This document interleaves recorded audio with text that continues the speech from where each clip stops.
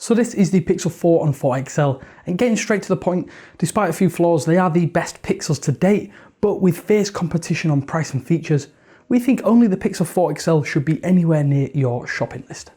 Thanks for watching 9to5 Google on YouTube. Be sure to thumbs up, hit subscribe, and then enable notifications with the bell icon so that you don't miss any of our upcoming videos.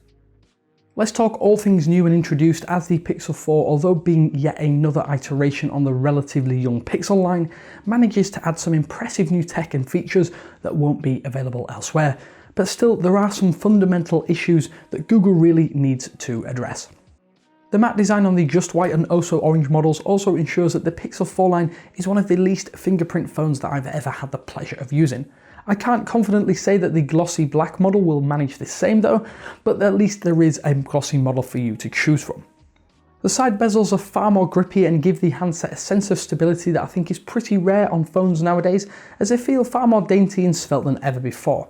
There's also no doubt that the design feels very much like a much needed refinement of previous Pixels.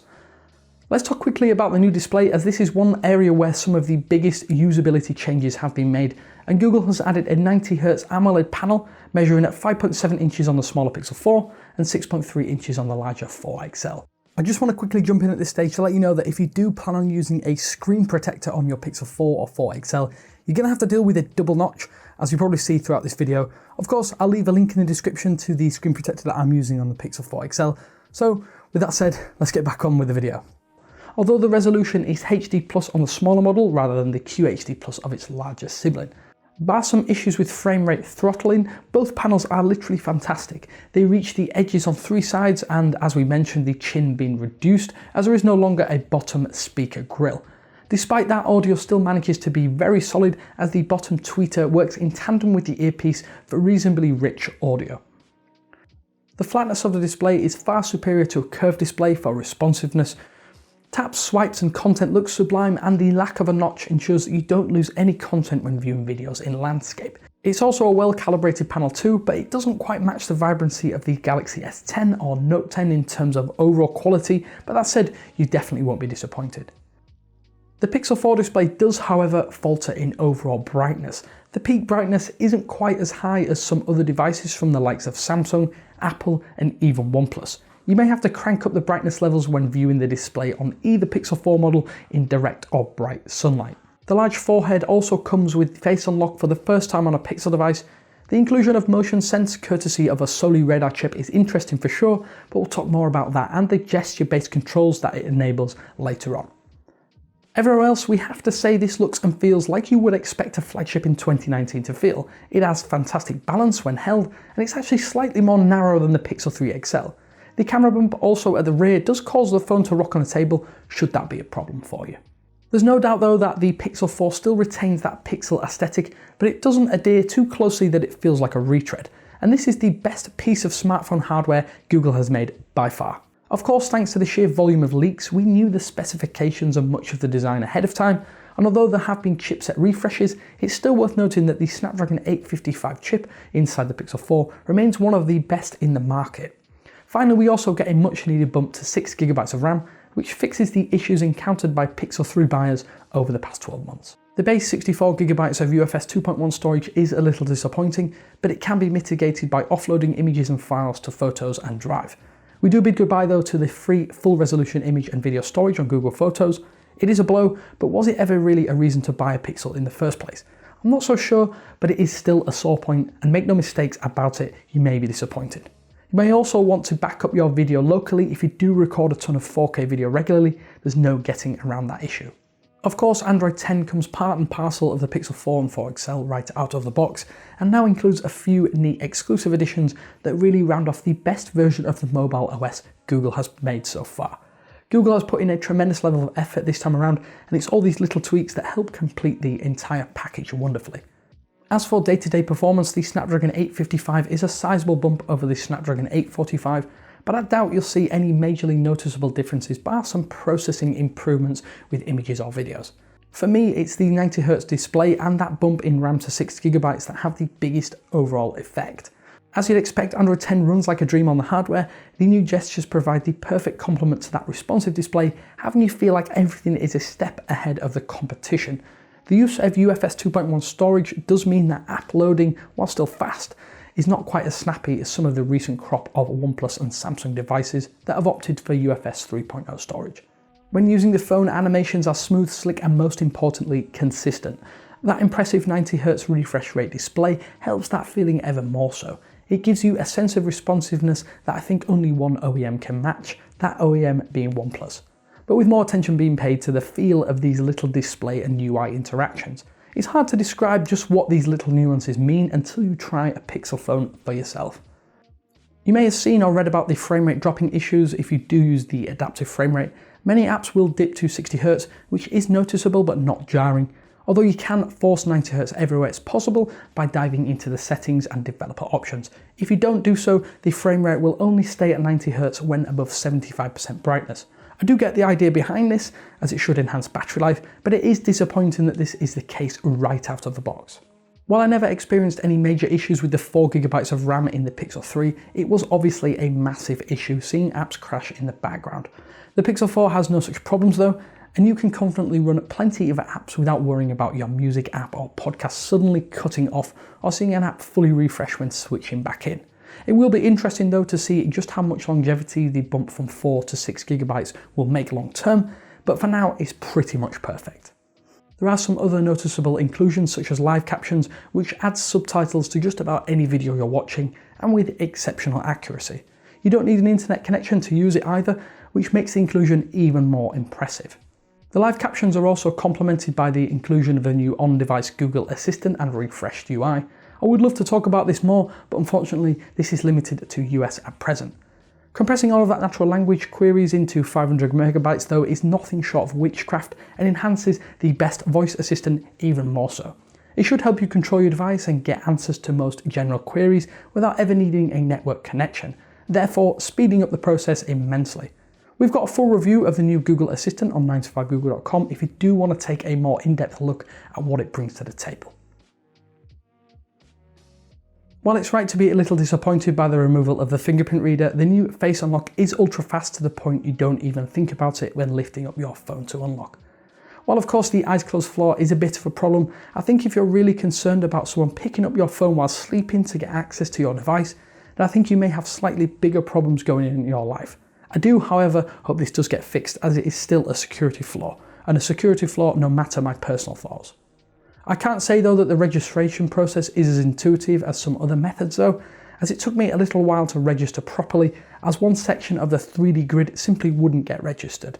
It doesn't feel anywhere near as intuitive at this point in time as the registration on iOS. My advice would be to rotate your head as slowly as possible to try and get it to register first time. Once you have your face enrolled on the Pixel 4 though, it's plain sailing though, as it's almost too fast at times too. You barely get any time to see the lock screen, such as the speed. To combat this, if you want to check, just hold your phone off at an angle. I find this works most of the time. Another disappointing aspect of the sole biometric unlock option is just how few apps support it yet. There aren't a great deal of banking apps that support it at this stage. Of course, that will balloon over the coming months, but for now, don't expect your banking application to support face authentication. Another big introduction as part of the new Soli radar chip is motion sense, and while it has tons of potential, I have to say it currently feels like a bit of a swing and a miss. I can see what Google are trying to do with the new hands-free gestures, but like LG and Samsung before them, they are far too inconsistent to be used frequently. It also doesn't help that currently you can only really control music players. Soli looked as though it could be the true hands-free control system when it was showcased 4 years ago, but at the moment it feels like a really lame party trick. There is also a neat new awareness feature baked in as part of Soli and Motion Sense that means your phone is always aware of your hand as you reach for it. Alarms do decrease in volume, as do calls, and it's little features like this that I think are really hard to showcase to prospective buyers, and it's these little nuances that make the new tech seem a little more justified. It's worth noting that there are potential battery downsides too to Motion Sense, so my advice would be to turn it off unless you're insistent on waving your hand above your display to change the currently playing song or lower your alarms and call ring volume. Let's talk about the camera, as this is the strongest of the Pixel line so far. The Pixel 4 is a camera behemoth, and although exceptional, does feel like a refinement of the Pixel 3. The computational photography capabilities are enhanced yet again, and we get an extra lens added into the mix for yet more photographic prowess. Of course, we should have had an ultra wide angle lens, as even Apple has added the option to the new Pro line, but this is still a fantastic duo that covers all of the main bases better than any phone I've tried so far in 2019. I do really hate not being able to take wider shots though, but I do prefer a telephoto for framing and cropping into an image, and if I had to choose only two lenses on a smartphone, it would be these two. When you zoom in, the 2x telephoto becomes a sort of semi-hybrid 8x lens, and the images are sharpened using some of that AI smarts Google and Gcam has become known for. It helps improve the portrait mode too, with the results being exceptional with great bokeh fall off for really pleasing results.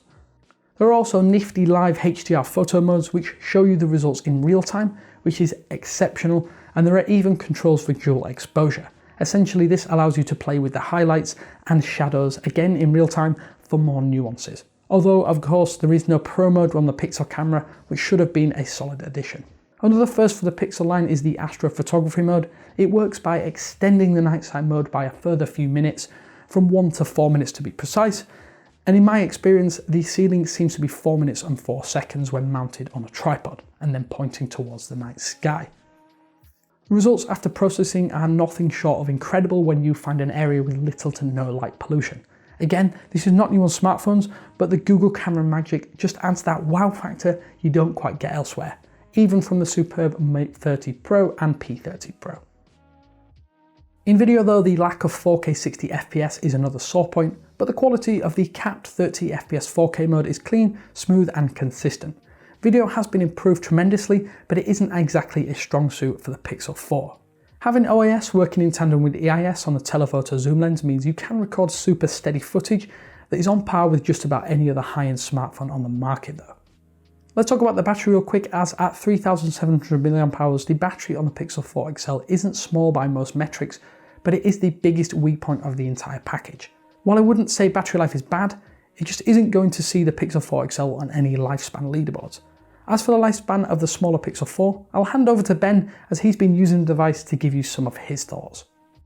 The smaller of the two Pixel 4 models has a measly 2800 mAh battery inside, and it's pretty pathetic. In all the time I used the smaller Pixel 4, there was not a single day where I didn't have to plug it in well before bedtime, even with just a couple hours of screen on time. This phone brings back battery anxiety in a horrible way, and almost every day I had to ask myself if certain things were actually worth doing on my phone. It's a massive downside that makes these smaller phones simply not worth buying, even though it's the only trade-off between the two models. In my own experiences, even though I have the 90Hz refresh rate force enabled, I can't say I've noticed any real lifespan differences, but I have disabled the motion sense gestures as I can't say I use them at all. It is suggested though that the constant radar pings do affect the longevity, but it didn't seem to have too much of a negative effect in my experience. Topping up is not too much of a hassle as the same 18-watt fast charger is included, but a little bit of a disappointment at this stage of 2019 with many smartphones capable of 30 watts plus ultra fast charge speeds. So the entire Pixel 4 XL package is a superb one. Yes, there are some issues such as battery and gimmicky features, but the main experience is the best on a Pixel phone to date. The biggest problem is the pricing. With the iPhone 11 coming in $200 cheaper with an exceptional camera, better battery and potential resale value, the Pixel 4 and 4 XL become harder to truly recommend.